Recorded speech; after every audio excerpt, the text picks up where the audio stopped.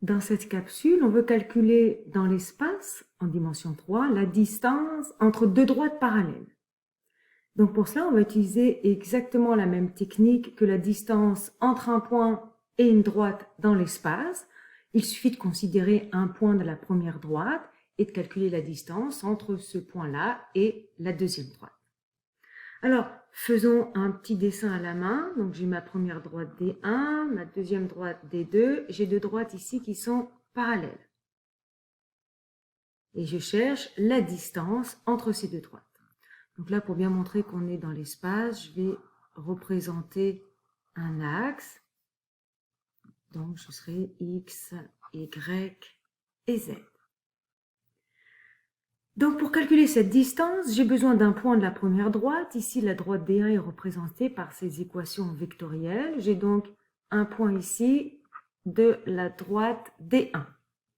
Donc, je pourrais prendre le point P, ayant pour composante moins 2, 1, 4. Et maintenant, je cherche la distance entre cette droite D1 et D2 en recherchant finalement la projection de ce point P sur la droite D2. Donc, je vais noter P indice D2. Et cette projection, évidemment, elle s'obtient en trouvant la perpendiculaire à la droite D2 qui passe par le point P. Et là, je vais avoir ma projection. Donc, pour ça, j'ai besoin d'avoir un vecteur directeur de ma droite D2. Donc, grâce aux équations symétriques de la droite D2, c'est bien écrit sous sa forme canonique, le dénominateur me donne un vecteur directeur. Donc ici, un vecteur directeur de la droite D2, ce serait le vecteur 6, moins 3, moins 1. Et puis, juste pour m'amuser avec vous, puisqu'ici j'ai deux signes négatifs, je pourrais en fait considérer le vecteur avec des signes opposés qui seraient pris dans la direction inverse. Ce serait toujours un vecteur directeur de la droite D2, mais maintenant j'ai plus qu'un seul signe négatif.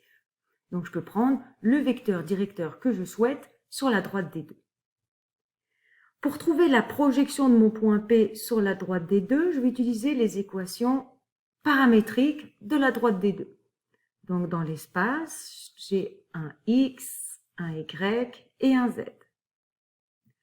Donc pour trouver les équations paramétriques, j'ai besoin en première colonne ici à droite du signe égalité d'un point de D2. Donc là, comme point de D2, j'ai moins 5, 1, et là c'est comme si j'avais Z moins 0. Donc j'ai le point moins 5, 1 et 0 qui est un point de cette droite. Ensuite, je vais ajouter comme colonne plus K fois mon vecteur directeur. Donc là, je vais avoir plus K fois moins 6, donc moins 6K, plus K fois 3, plus 3K, plus K fois 1. Donc ici, je vais avoir simplement K. Donc, le point projection ici, forcément, il a pour composante un X, Y et Z définis de la manière suivante. Et donc, évidemment, pour chaque valeur de K, j'obtiens un point de ma droite D2. Et on va chercher la valeur précise au paramètre K, qui fait que notre vecteur P, PD2, sa projection, est perpendiculaire ici au vecteur directeur de la droite D2. Donc ça, c'est comme les composantes de mon point P de D2. Donc je vais pouvoir calculer à présent les composantes du vecteur P avec sa projection sur la droite D2. Donc ces composantes, ça va être le X du point d'extrémité moins le X de l'origine, le Y moins le Y, le Z moins le Z. Moins 5 moins 6K moins moins 2 plus 2, on obtient moins 6K moins 3.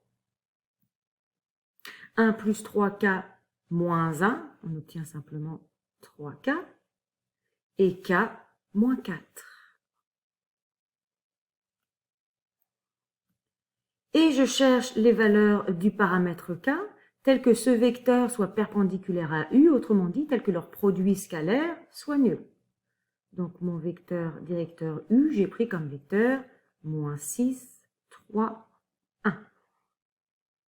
Donc le résultat du produit scalaire, c'est moins 6 fois moins 6K moins 3, moins 6 fois moins 6K moins 3, plus 3 fois fois K, plus une fois K moins 4. Alors, on va tout développer. Moins 6 fois 6, 36K. Moins 6 fois moins 3, plus 18. Plus 9K. Plus K, moins 4. Si je regroupe ensemble les K, 36 plus 10, ça me fait 46K. Et les constantes, 18 moins 4 plus 14. Je veux que ce produit scalaire soit égal à 0, donc ça me donne la valeur de mon paramètre K, 14 divisé par 46, que l'on peut simplifier par 7 sur 23.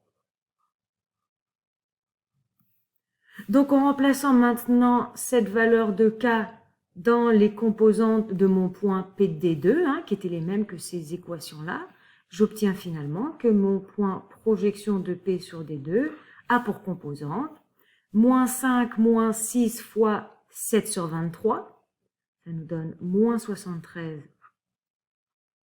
sur 23. En Y, 1 plus 3 fois 7 sur 23, ce qui nous donne 2 sur 23. Et en Z, j'ai simplement K qui vaut 7 sur 23.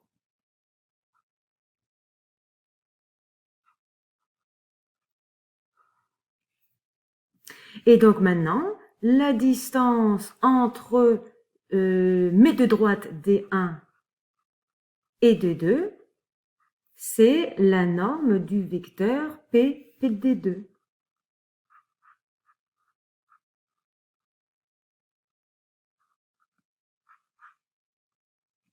Donc si vous faites le calcul, vous faites en racine carrée, moins 73 sur 23 moins 2, pardon, vous mettez ceci au carré, plus 2 sur 23 moins 1, le tout au carré, plus 7 sur 23 moins 4, le tout au carré.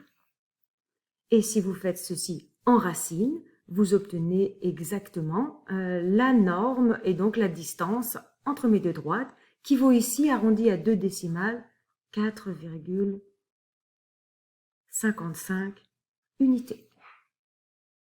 Donc, voici ici les composantes de la distance entre deux droites parallèles dans l'espace. Oups, je me rends compte à la fin, je suis sûre que vous l'auriez remarqué, que vous l'avez déjà remarqué pendant ma capsule, j'ai fait une petite erreur de signe ici quand j'ai trouvé la valeur de K.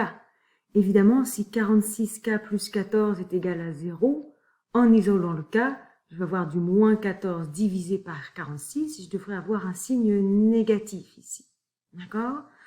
Fort heureusement, j'avais fait quelques calculs précédemment, donc ça ne change pas les résultats.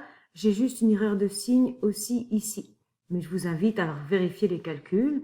Donc si vous faites moins 5, moins 6 fois moins 7 sur 23, vous obtiendrez bien ce résultat. Si vous faites 1 plus 3 fois moins 7 sur 23, vous obtiendrez bien ce résultat. Et donc K, c'est bien moins 7 sur 23. Vous pouvez aussi refaire avec votre calculatrice la norme entre ces deux points et vous obtiendrez bien 4,55 unités. Donc désolé pour cette erreur, je suis sûre que vous l'aviez déjà remarquée et prise en compte. Merci.